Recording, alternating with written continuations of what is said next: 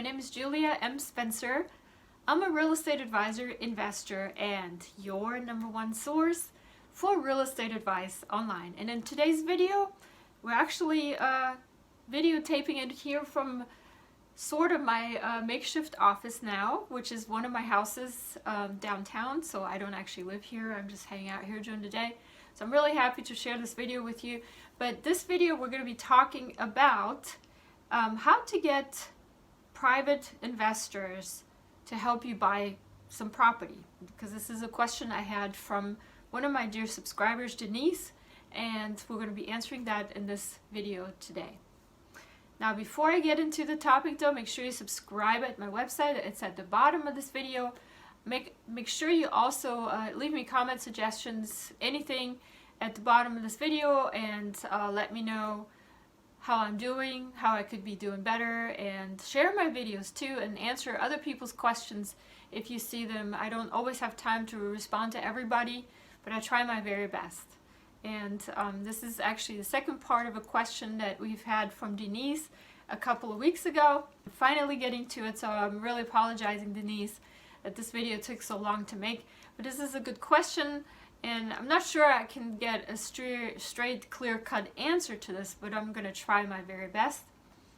In this question, we're going to be talking about how to get private money, private lenders to give you money in order to purchase real estate. And this is a very legitimate question that a lot of investors have. A lot of people that approach me have that question. So let me just read it, because that way we know that we're all on the same page. So this question is from Denise, and she says, is there a way I can get a private investor to help me buy a condo? I know about lease with option to buy. How would I be able to do that? And then she says, basically, I'm paying for rent. I could be making a mortgage payment. I feel stuck.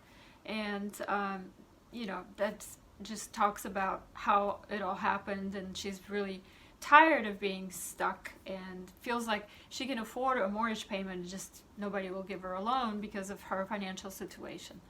And I have to say, this is a very common question I get, Denise, so you're not alone with this question. I get a lot of these questions, and a lot of people are asking me these same things. So I want to just go ahead and I can't give you a clear-cut answer. How do you find somebody to lend you money? But I want to give you kind of like the steps that I would take in order to find somebody. Of course, she mentions also lease with purchase option.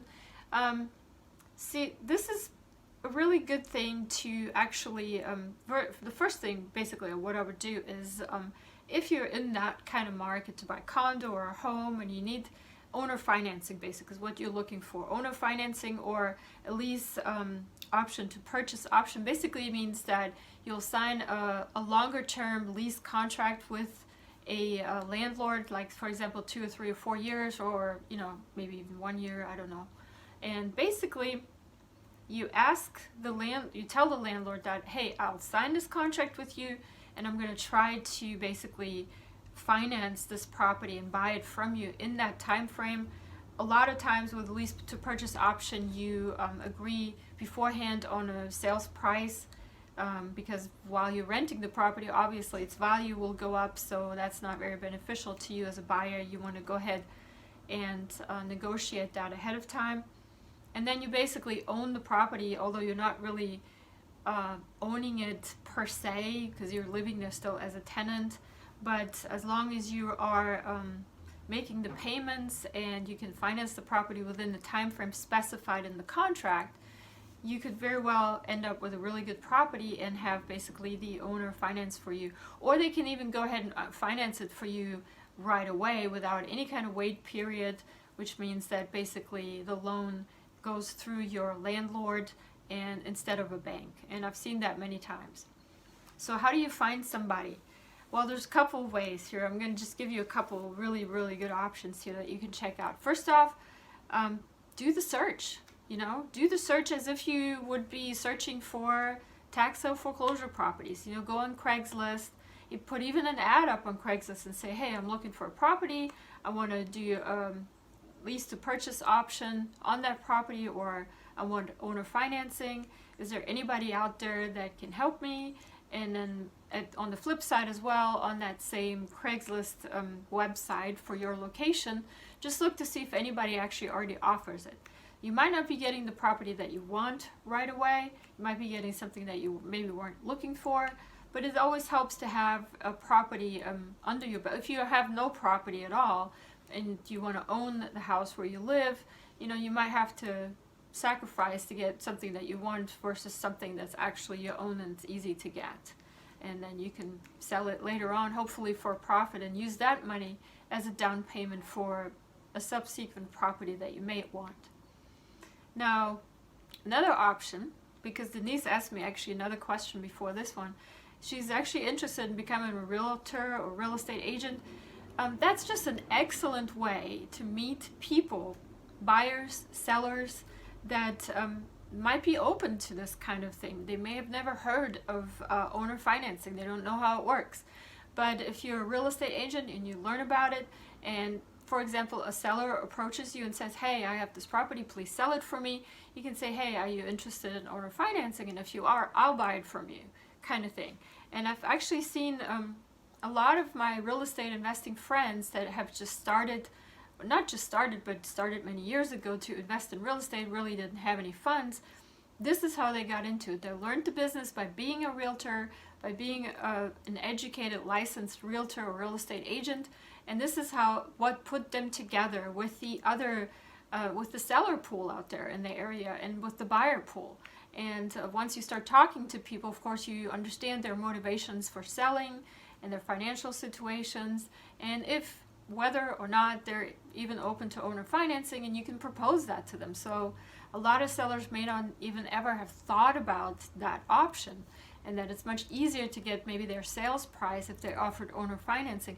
And on top of that, the additional incentive to an owner financing for a seller is the fact that they're actually the ones collecting the interest. And that could be quite significant over however many years the mortgage is for. So, and of course, taxes are deferred as well, because a lot of times when you file your taxes, you, as the seller, if you offered owner financing, you only really have to report the profit that has been made for that particular year. So it's spread out over many years, and this is how you can kind of like avoid or gain anyways the capital gains taxes that a seller might be responsible for if they're selling an investment property all in one big bang, and they're going to get this big load of cash which they may or may not need. Spread it out for a couple years with owner financing, and then you don't have to be responsible for that capital gains right away in that first year. So there's a lot of advantages that you can educate a seller on that may not have considered owner financing, and you can learn these advantages, of course, from me, from my audiobooks, but you can also learn that as a real estate agent and just working in the profession day to day. So I have some really good friends out in Arizona, California, that they make it a habit to go to auctions basically and purchase tax sale foreclosures. They have a pool of investors, they have the knowledge, the skills, and they know where the auctions are. And they go to these auctions and they purchase properties, and then already with the intent to go ahead and sell it to somebody with a lease to purchase option. So again, it's all about networking. Again, if you know a couple of these investors that are operating and working in your area, ask them to contact you as soon as they have something available.